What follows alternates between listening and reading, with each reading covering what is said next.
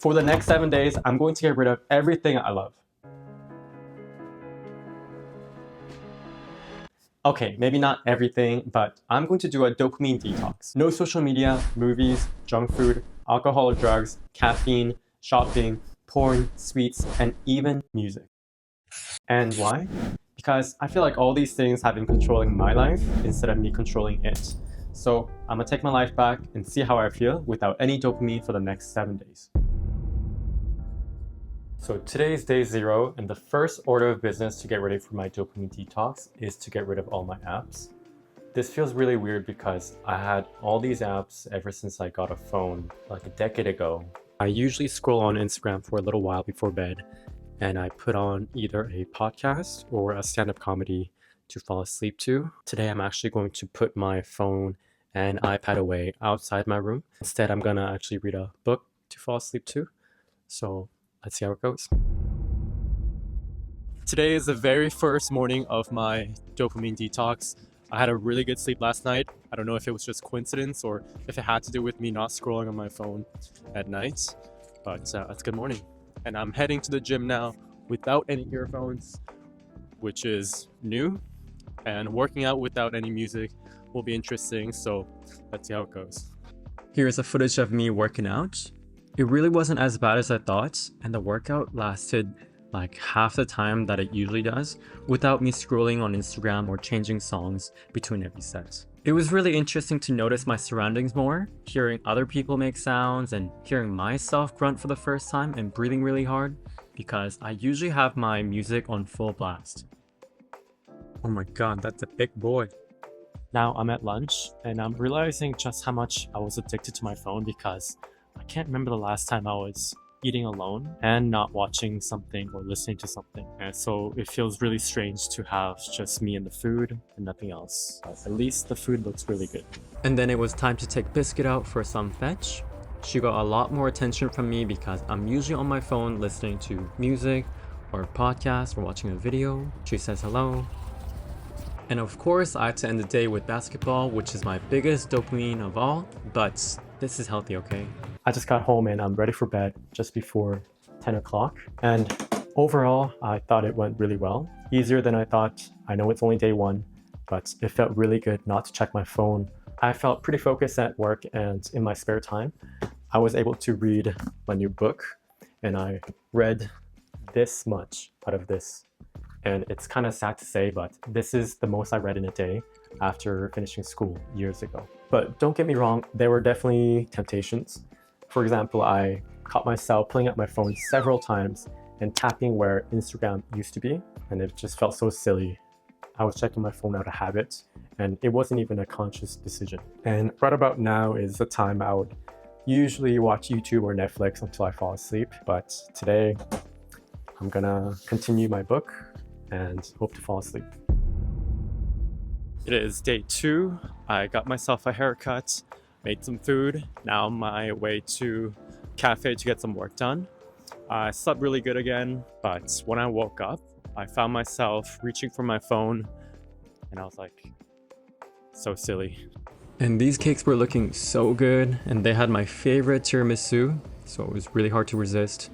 And of course, I had to skip the coffee and go for juice instead. Here's me doing some work, but mostly pretending to be busy. I really couldn't focus all that much because I could hear everything around me, like all the noises, conversations, but I'm trying to get used to it. You know, I had to stop by the gym to get another workout in. Oh my god, what are you doing? I actually don't work out this often, but with all this new free time I have, I thought might as well. And all of a sudden I decided I want to clean my car that I've been procrastinating for the last month because, well, I can't sit still and my mind wants to find something to occupy itself with. For dinner, without fast food as an option, I decided to cook for the first time in weeks. I made this shrimp bacon pasta, which actually turned out really good, so I was quite surprised and proud. When I got home, I took a shower without music and started reading until I fell asleep. Day 3 was really more of the same. I was getting into a very good routine of keeping myself busy with working out, walking Biscuits, working, drawing, journaling, reading.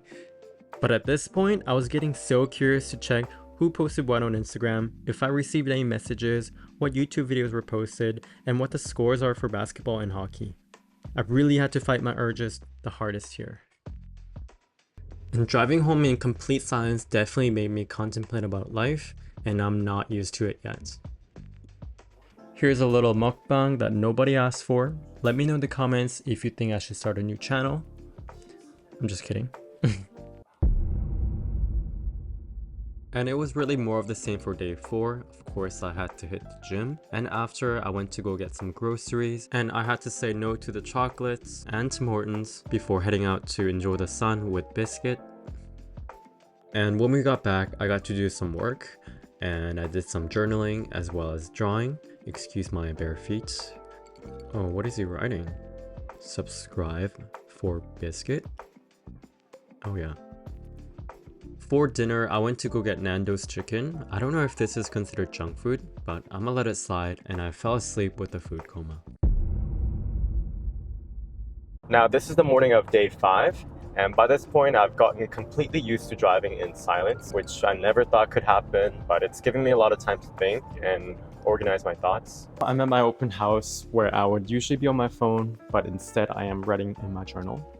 It's been really helpful for me in writing down all my thoughts. I feel more focused and feel way more present compared to when I was constantly on my phone. I'm really craving some coffee and junk food right now, but my urges aren't as strong as it was day 3 and 4. After work, I headed to my friend's house to hang out, and this made it so much easier to not be on my phone compared to when I'm alone and I have nothing else to do.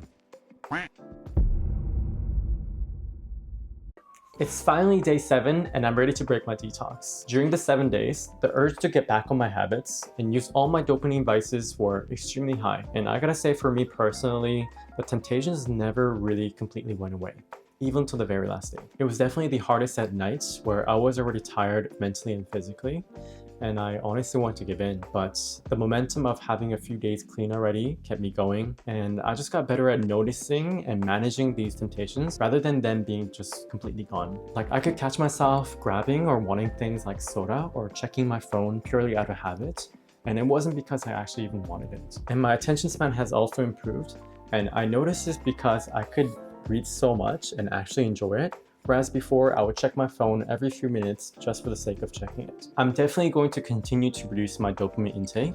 At the very minimum, keep an eye on it. I am going to reintroduce some of my favorite dopamine sources like bubble tea, while I continue to stay off some of them like driving without music or drinking soda weekly. It's really been a great experience, and I encourage you to try it and tell me how yours went.